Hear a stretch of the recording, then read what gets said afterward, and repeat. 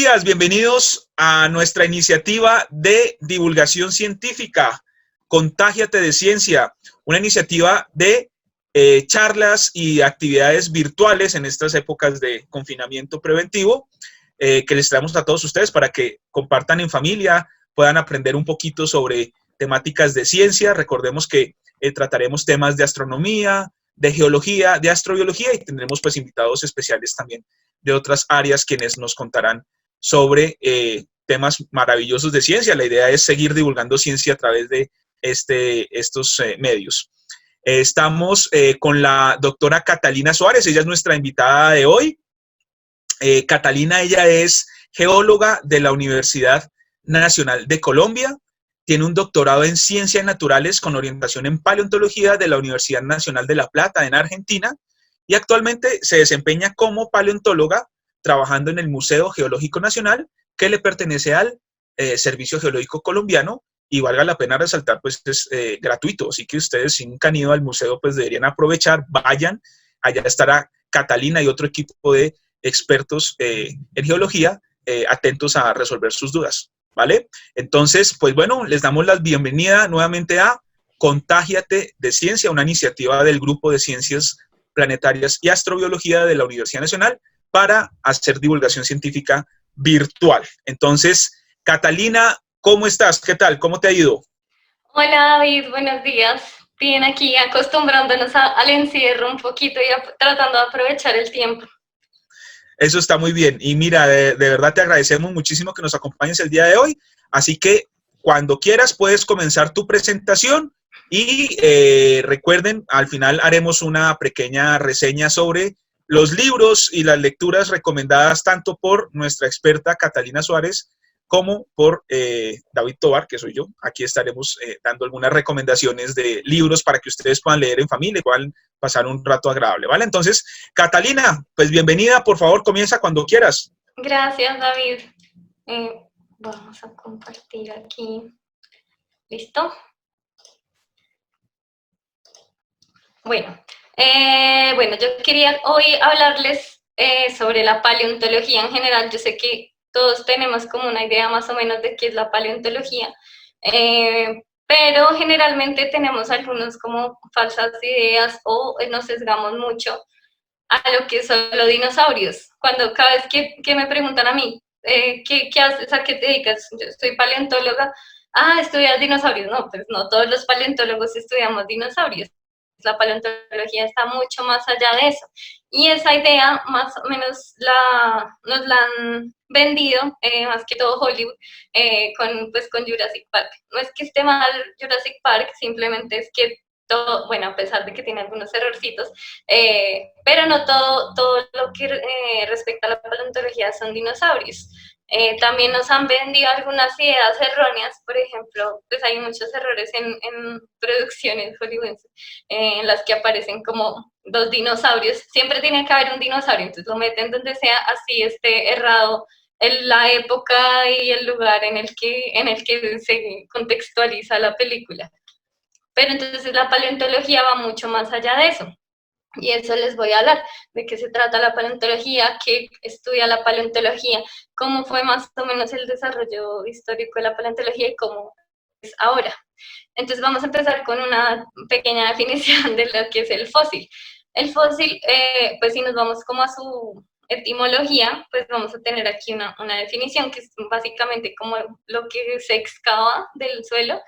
Se ha hecho como una definición que se ha manejado mucho, que es una sustancia de origen orgánico que por causas naturales se encuentra en las rocas. Pero todas estas definiciones a mí me parece como un poco como complejas y a veces le faltan cositas, y yo tengo una definición muy sencilla que me parece que incluye todo, que es la evidencia de vida en el pasado. Un fósil es simplemente cualquier tipo de evidencia de vida en el pasado. Disculpen que estoy con un poquito de tos, pero no es coronavirus. La paleontología es el estudio justamente de esos fósiles. Entonces, el estudio de los organismos que vivieron en el pasado. Esa es como la definición básica de la paleontología, pero la paleontología en realidad abarca un montón de temas que no es simplemente centrado en eso. La paleontología integra ramas de ciencias tanto de la Tierra como biológicas, e interactúa con la teoría evolutiva y la práctica como de la clasificación de las especies y los organismos en general. Permite hacer reconstrucciones, que ya más adelante les voy a hablar de eso, biogeográficas y ambientales como de diferentes momentos del pasado y de diferentes ambientes. A pesar de estar tanto vinculada a la biología como a la geología, la paleontología tiene como muchas veces sus propios métodos y sus propios enfoques vinculados a problemas como de la historia de la vida en la Tierra. Aquí les quiero mostrar más o menos qué abarca la paleontología de la biología y de la geología. Entonces es como algo así como la intersección entre las dos ciencias. Estamos como muy ligadas y, por ejemplo, en cuanto a la vida académica, un paleontólogo puede ser tener una formación tanto de biólogo como de geólogo. En muchos países, en la mayoría de países no existe la carrera de paleontología, solo en muy poquitos. Entonces, la mayoría de los paleontólogos somos o biólogos o geólogos y después hacemos unos estudios de posgrado en paleontología. Entonces, así muy generalmente la paleontología se divide en lo que es los animales, que sería la paleozoología, y lo que es las plantas. Pues hay otras cosas que se salen de eso, por ejemplo, bacterias, otro tipo de organismos que se estudian también, pero son mucho más extraños en el registro fósil, pero así como en general la mayoría de organismos y eso que encontramos se clasifica dentro de estas dos categorías. Los vertebrados son como en general los animalitos que tienen huesos, y bueno, son los que tienen columna vertebral, y los invertebrados son aquellos que no los tienen, como los crustáceos, las ostras, las amonitas, todos estos animalitos, la mayoría marinos, aunque pues en el continente tenemos también un montón. Los insectos, por ejemplo, son invertebrados. Y en la paleontología se divide en lo que es grande y lo que es pequeño. O sea, el estudio, las técnicas y todo esto va a cambiar dependiendo del tamaño del fósil. Entonces, por ejemplo, tenemos un ejemplo aquí de lo que son los vertebrados en los grandes, la macropaleontología, serían huesos, esqueletos grandes, y lo que es micro es lo que ya tenemos que utilizar una herramienta óptica, además de nuestros ojos, que nos ayuda a verlos. Entonces tenemos dientes, por ejemplo, de animales muy pequeñitos que pueden tener menos de medio milímetro. Tenemos microfósiles, por ejemplo, como los foraminíferos, el polen en la paleobotánica, que son supremamente chiquiticos y necesitamos herramientas para poderlos observar. Y bueno, acá podemos ver algunos ejemplos de los diferentes tipos de fósiles. Aquí tenemos, por ejemplo, una hoja gigante de la formación Cerrejón, que es del Paleoceno, que es un momento de la Tierra que es inmediatamente después a la extinción de los dinosaurios. Son como unos 56 millones de años. Acá en la anterior podemos ver que no todo lo que es fósil se puede ver, está como petrificado. Si ustedes ven acá, vemos un insectico en ámbar. Entonces muchas veces hay tipos de fosilizaciones que nos pueden preservar muy bien como el organismo como tal. Y tenemos algunas, acá es como un pincelazo general de la disciplina de la paleontología, para que ustedes vean que no todo es como estudiar dinosaurios.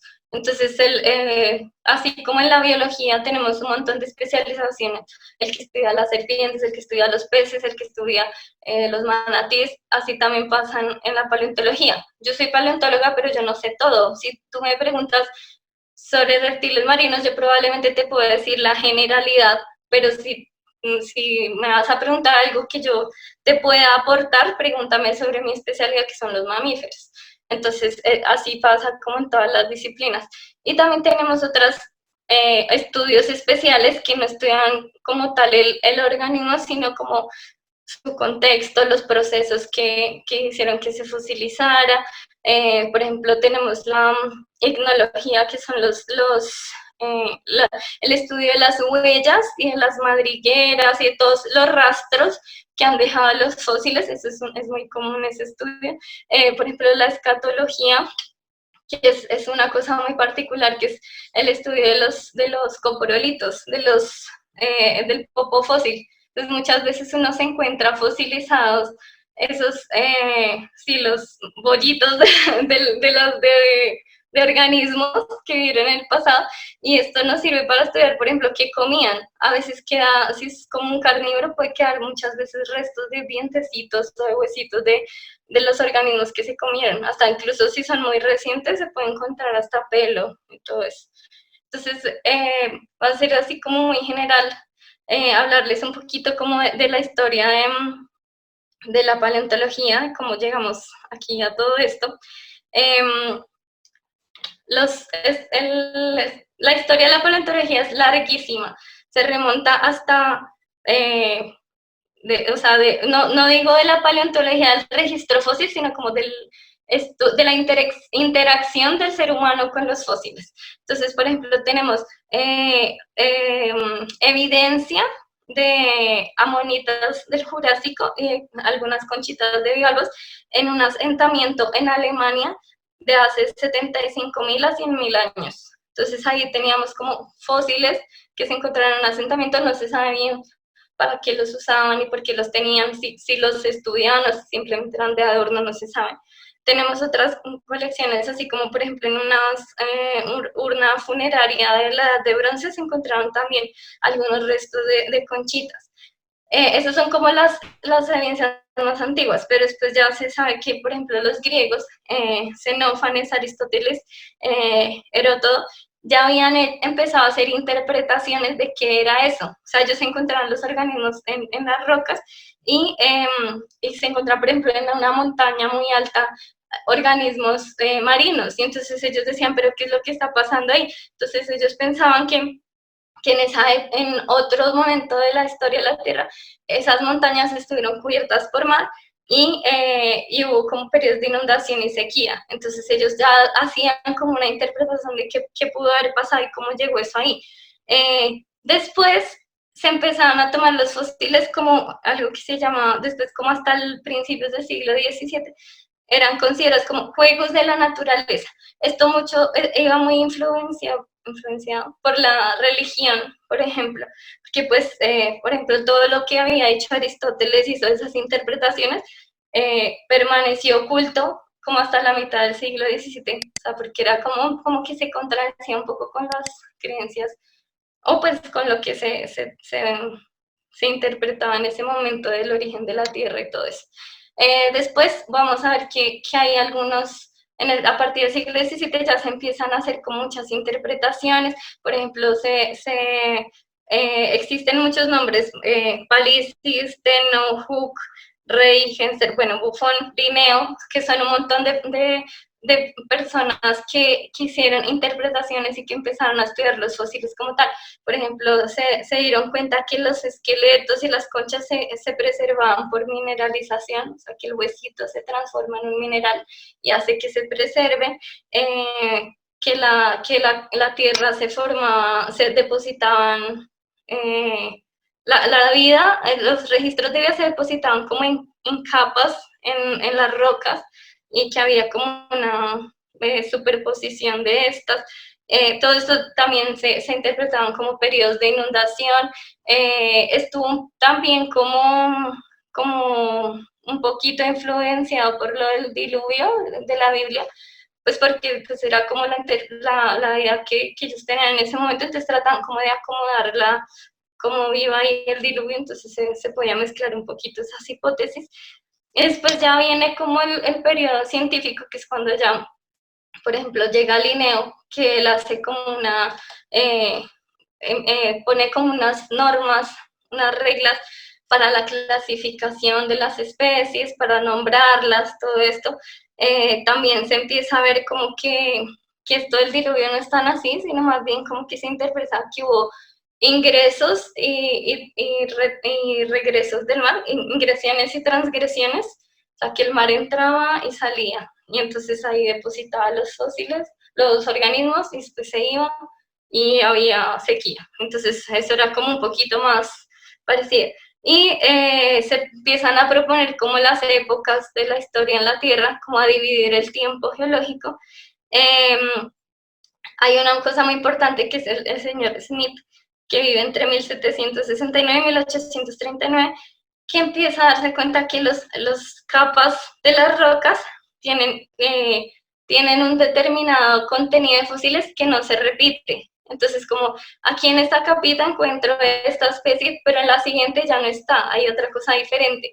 Y en la siguiente tampoco está, o sea, va cambiando como en las diferentes capas, esto varía. Y después un señor que se llama von Buch, no sé si lo estoy pronunciando bien, utiliza como este concepto para determinar el término de fósil guía. El fósil guía es como el que nos permite datar las rocas. Un fósil nos permite hacer eso. Si sabemos que determinada conchita de determinada especie aparece solamente en el Jurásico, entonces si tú te encuentras esa roca ahí, sabes que esa roca es del Jurásico. Si vas y te das de paseo y sacas una muestra de roca y te la encontraste, ya puedes decir más o menos de qué edad es. Y más adelante llega Cuvier, que es un señor que introduce un poco la anatomía comparativa, que era como comparar los huesos, sobre todo huesos porque él estudiaba más que todo vertebrados, para determinar, comparar las especies. Y después ya vienen como todas las interpretaciones de la evolución, de Lamarck, Darwin, todos ellos que hacen como inferencias de cómo iba evolucionando la vida. Hay unas cosas muy, muy particulares que es sobre los vertebrados, que es lo que más nos llama la atención, los dinosaurios son vertebrados, y es que se hacían interpretaciones, la gente empezaba a encontrar los restos, los huesos así gigantes, y pensaban que eran, por ejemplo, dragones o que eran gigantes, o sea, eso era lo que uno interpretaba en ese momento, porque no, por ejemplo, hay uno muy particular que pensaba, Thomas Folker, que pensaba que había un armadillo gigante, pero él como que pensaba que los huesos eran actuales y resulta que no, que era un fósil de si era algo, un pariente de los armadillos actuales, y era gigante, pero ya se extinguió, que son los gliptodontes. Entonces es como bonito ver eso, como la ciencia empieza como a nacer a partir de observaciones. Y, por ejemplo, acá vemos un ejemplo de cuando se encontraban estos restos de mastodonte que pensaban que eran gigantes, porque si ustedes ven los molares son como un poquito parecidos a los de los humanos. Entonces, pues un diente así de tremendo tamaño, pues es un gigante. Y pues también como que concordaba con las leyendas y todo eso que se tenía en su momento. Entonces, bueno, ahora nosotros vemos ya después de todas esas interpretaciones que se hacían, tenemos que la paleontología nos permite ver la vida en 4 dimensiones. ¿Y qué son las 4 dimensiones? La cuarta dimensión es el tiempo. Entonces, la vida no es solamente lo que está actualmente, sino que ha existido a lo largo de toda la historia de la Tierra. Si vemos aquí como comparado con un reloj, la vida existe, apareció más o menos desde la hora 8 del planeta, y el hombre aparece en la parte mucho más reciente, o sea, ya en el último segundo aparece, o sea, no somos nada, antes de nosotros existió un montón de cosas de vida, de eventos que ocurrieron en el pasado. Los geólogos manejan como esta división del tiempo, que eso creo que en otras charlas más adelante de pronto les van a explicar un poco mejor, pero aquí vemos que la vida es todo lo que dice Fanerozoico, el cuadrito azul, que empieza desde 541 millones de años, pero la Tierra tiene 4.600 millones de años. Entonces o sea, empezó casi como recientemente, pero si comparamos con la vida del hombre, entonces vamos a ver que pues es bastante antigua. Y aquí vemos como que está a lo largo de toda la historia del tiempo, los fósiles se van como depositando en capitas que va a ser lo más joven va a estar arriba y lo más viejo va a estar abajo, dependiendo si no se volteó eso, porque existen otros procesos geológicos que te pueden generar que haya cambios en la disposición de las rocas. Bueno, esto es como más o menos una explicación de cómo los determinados fósiles van a aparecer en determinado nivel y que te va a permitir saber de qué edad son. Bueno, en la actualidad se interpreta como que la vida en la Tierra tiene procesos graduales, tanto graduales como catastróficos. Entonces, aquí lo que hablo yo del uniformismo es que el uniformismo dice que ocurren procesos que se repiten a lo largo de toda la historia de la Tierra. Pero ya hemos visto que no solamente pasa eso, o sea, ese nos permitiría, por ejemplo, si estudia una cosa del presente, yo interpreto que posiblemente ocurrió en el pasado y posiblemente ocurrirá después. Pero además de eso también han ocurrido eventos catastróficos, como por ejemplo son las grandes extinciones o eventos que han permitido explosiones de vida. Entonces, a lo largo de toda la vida en la Tierra se van presentando ambos fenómenos. Un poco sobre la paleontología en la actualidad, tenemos que inicialmente los paleontólogos, o bueno, quienes estudian los fósiles, buscaban fósiles a caballo.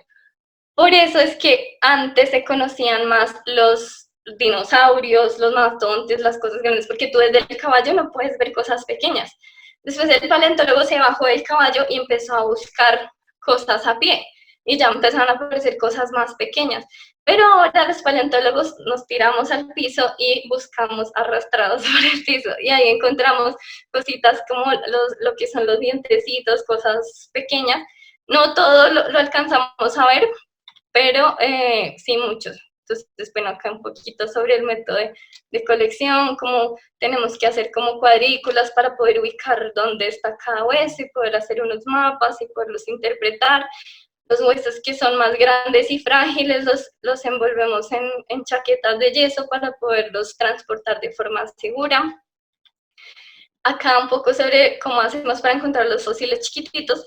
En una roca donde ya hayamos encontrado un fósil muy pequeño, ya sabemos que ahí están, entonces colectamos sedimento, o sea, nos lo llevamos para el laboratorio y allá le hacemos un proceso que es como un tamizado. Lavamos con unos tamices, lo secamos, lo volvemos a lavar, todo eso, y después en el microscopio vamos a seleccionarlos y vamos a separar los que son granitos de roca de lo que son dientes o fósiles, o lo que sea. ¿Qué se puede hacer? ¿Cuáles son las cosas que miramos en paleontología? Entonces estamos, la filogenia, por ejemplo, o sea, hay un montón de cosas más, pero como lo principal que podemos hacer, la filogenia es saber cómo están relacionadas los fósiles, las especies entre sí. ¿Quién es pariente de quién? ¿Qué es lo más derivado? O sea, como lo más evolucionado, entre comillas, porque no es como correcta la palabra, es derivado, que es como lo más primitivo o basal. Sí, quién es, así como cuando hacemos un árbol genealógico de nuestra familia, eso es la filogenia. Entonces ahora tenemos un montón de herramientas que nos permiten hacer los análisis mucho mejor. Por ejemplo, antes se hacía manualmente los análisis y si tú tenías, o sea, tú manejabas muy poquitos rasgos sobre una especie que ibas a interpretar porque todo lo hacías manualmente. Ahora se manejan cientos o miles de rasgos que los puede procesar un computador.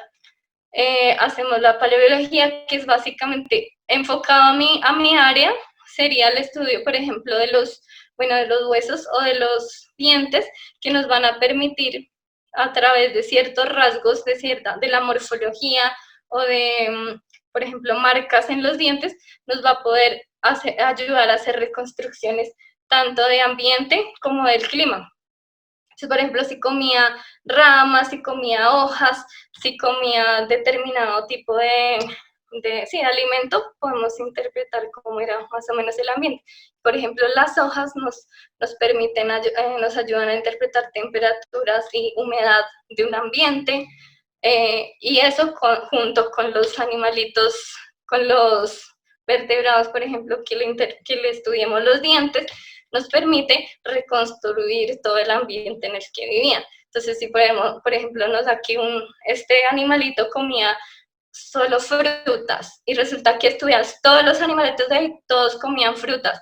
Entonces, lo más probable es que haya solo árboles frutales disponibles. Entonces, interpretas eso como, no sé, un bosque determinado. Y las hojas te dicen que era muy húmedo y que la temperatura era alta, entonces un bosque húmedo tropical. Todas estas cosas nos las enseñan los fósiles. Y a partir de ahí también podemos hacer reconstrucciones de cómo era nuestro planeta en ese momento y cómo, por ejemplo, una especie evolucionó y pasó a otro lugar del planeta y allí se transformó en otra especie y así como fue cambiando, cómo fueron surgiendo nuevas especies. Todo eso lo hacemos con base en esos estudios. Y bueno, ¿y todo eso para qué?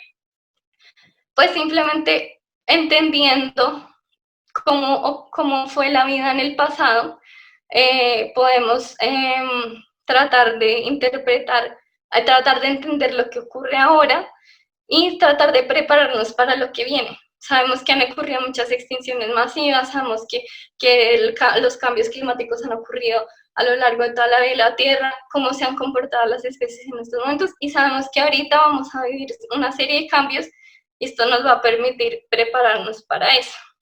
Y listo. Entonces, pues eso es como una interpretación muy simple de esto. No sé si quieran, pues acá viene una de mis recomendaciones de libro. No sé si quieras que abramos, David, ya el micrófono para hablar de nuestras recomendaciones bibliográficas.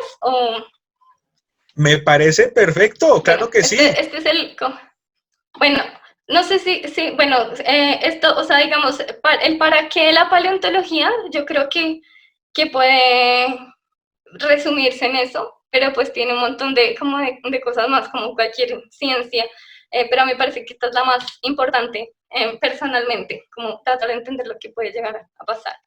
Este libro lo hicimos con el Instituto Humboldt, el Instituto Smithsonian, y vamos a hablar hacer un recorrido sobre la paleontología de Colombia. Lo pueden descargar gratis si buscan en Google. Así hace tiempo Humboldt, lo descarguen gratis y es mi recomendación para que ustedes conozcan cómo ha sido la vida en la Tierra en este punto del planeta. Perfecto, Catalina, muy bien, es un libro muy bonito de leer porque está ilustrado, explica de manera muy sencilla pues, lo que precisamente acabas de comentar, así que es un libro recomendado. Y también aquí recomendamos otro libro que se llama La vida en un joven planeta de Andrew Knoll. Es un libro extraordinario en el cual hace un recorrido también de manera muy agradable, con un lenguaje muy sencillo, la aparición de la vida en la Tierra, cómo ha evolucionado a lo largo de los diferentes periodos geológicos, y realmente resume muy bien el trabajo arduo que realizan paleontólogos como Catalina, ¿no? Es una profesión pues bastante interesante y una rama de la geología que a muchos les llama la atención y que invitamos a que pues la puedan seguir. Si hay niños que nos están viendo, pues a que se animen, a que le consulten a expertos como Catalina para que se animen por el estudio de la paleontología, retomar esos fósiles y reconstruir la historia de la Tierra en función de esos seres vivos que habitaron el planeta hace millones de años y que gracias a los fósiles pues podemos reconstruir. Catalina, ¿algún mensaje final ya para despedirnos de nuestra audiencia y poder concluir nuestra sesión de trabajo? Bueno, pues que aprovechen este momento de cuarentena, no solamente para cumplir con todas sus labores, me imagino que todos están súper atareados, y de cuidar a su familia, cuidar a la gente que más quieren. Aprovechen para leer este tipo de cosas para poderse informar un poquito sobre cosas de la ciencia, y estoy a la orden para lo que necesiten. Si tienen alguna tarea que incluya temas de geología, de paleontología, me pueden contactar. Ay, no sé, Rocajontas es mi Twitter, como Pocahontas, pero con R. Aquí abajo estarán nuestras redes sociales en Facebook, Twitter, Instagram. También estará el usuario de Catalina, que como bien lo acaba de mencionar, es Rocajontas, y ahí nos podrán contactar para más preguntas, ¿vale? Estén pendientes de nuestras redes sociales, nos pueden escribir cualquier comentario, cualquier inquietud a nuestras redes sociales, y recuerden que esta iniciativa de Contágiate de Ciencia es llevada a cabo por la Universidad Nacional de Colombia, a cargo del Grupo de Ciencias Planetarias y Astrobiología, con el apoyo de la Oficina para la Divulgación de la Astronomía de la Unión Astronómica Internacional. Y tendremos pues científicos de diferentes temáticas hablándonos sobre ciencia. Catalina, de nuevo, mil gracias por tu compañía, muchas gracias por todo ese conocimiento que nos transmites y pues sigamos haciendo divulgación científica, sobre todo en estos tiempos que tanto lo necesitamos. Gracias, David, gracias a ustedes por la invitación. Y sigan leyendo, lean mucho. Vale, gracias, que estén muy bien, nos vemos en una próxima sesión. Hasta luego. Chao, Chao. gracias.